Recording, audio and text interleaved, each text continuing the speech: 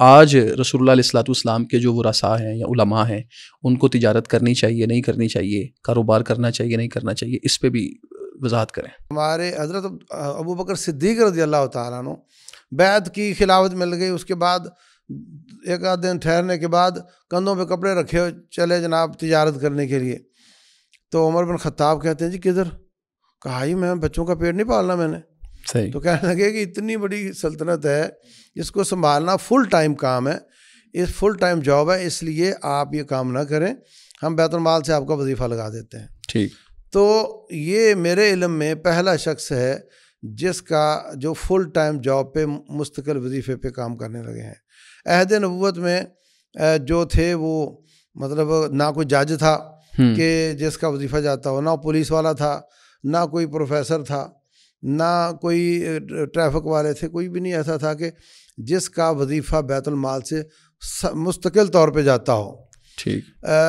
لوگ طالب علم تھے، لوگ جاب کرتے تھے، پڑھا جو ان کو بھیجا جاتا تھا، ہاں جو گورنر بنا کر بھیج دیے گئے ان کا وہ چلتا تھا وہاں، لیکن جو عام لوگ تھے، ساتھی تھے، وہ اپنا اپنا کام ہی کرتے تھے۔ اب ساری امت میں افضل ترین شخص ابو بکر صدیق رضی اللہ تعالیٰ عنہ، وہ اگر بیت المال سے وظیفہ نہیں لے رہے تو اب اور کون ہوگا سوائے ان کے جن کو آپ نے والی بنا کر کہیں بھیج دیا ہے تو وہ کرتے ہوں گے۔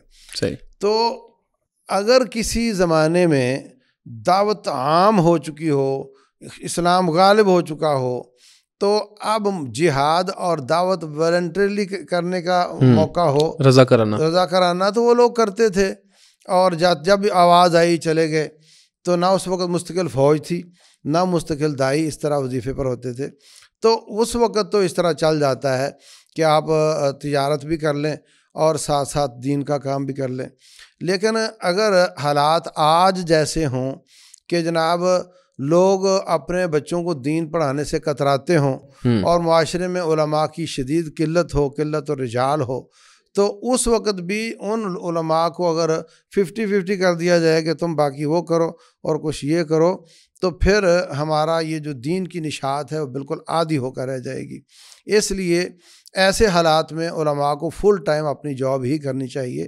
لیکن اگر جیسے ہمارا امام مسجد ہے، صبح سے ظہر تک اس کے پاس کوئی خاص کام نہیں ہے، تو ایسے موقع پر اگر کوئی پارٹ ٹائم جاب شروع کر لیتا ہے صبح سے ظہر تک، اور پھر ایک نماز پڑھانی ہے، پھر وہ فارغ ہیں، تو یہ اپریشیٹڈ ہے، اس کو کرنا چاہیے ایسا۔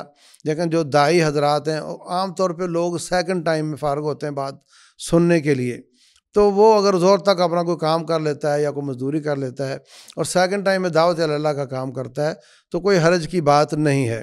صحیح۔ میں نے جو انالیسز کیا ہے ہمارے جو موجودہ علماء ہیں پاکستان میں، تو ان میں جس نے ساتھ ساتھ تجارت کی اور جس کی تجارت بہت بڑی اور پھلی پھولی، ان پر اثرات ہیں اس کے، اور ان کی طبیعت پر، ان کے رہن سہن پر، اور ان کو تو خیر زیادہ نقصان نہیں دے سکی، مگر ان کی اولادوں کی حالت خراب ہے۔ اچھا۔ کسی کی برطانیہ میں ہے، کسی کی جرمنی میں ہے، سمجھے نہیں، اور کئی داڑھی چھیل رہے ہیں، اور جو تھا ان سے ان کے والد کے حساب سے جو توقع تھی نا کہ یہ اس گھر سے بڑے پھول نکلیں گے اور بہت چمک نکلے گی اور پورے معاشرے میں پھیلے گی اور باپ کی وراثت کو سنبھال سکے گا، وہ شکلیں ہمیں نظر نہیں آتی۔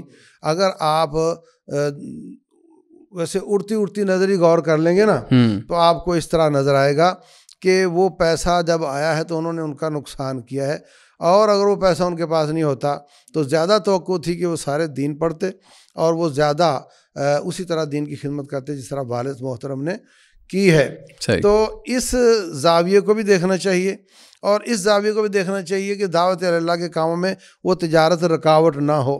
اگر یہ دونوں شرطیں پوری ہوتی ہوں تو تجارت کرنے میں کوئی حرج نہیں ہے۔ آج کل آن لائن کام ہے جس میں کوئی زیادہ وقت نہیں لگتا، اور ایک آدمی نے گاؤں میں امامت کروا رہا ہے، ساتھ بھینس رکھی ہوئی ہے، لوگوں کو دودھ بھیج دیتا ہے اور وہ پارٹ ٹائم میں جا کے چارہ لے آتا ہے۔ تو اس طرح کے پارٹ ٹائم بکریاں پال لینا، یہ وہ، تو میں نہیں سمجھتا اس میں کوئی رکاوٹ ہو۔ بس شرط یہ ہے کہ آپ کے بچوں مشن پہ قائم رہیں، آپ مشن پہ قائم رہیں اور آپ کی دعوت میں کمزور رکاوٹ نہیں۔ بالکل صحیح۔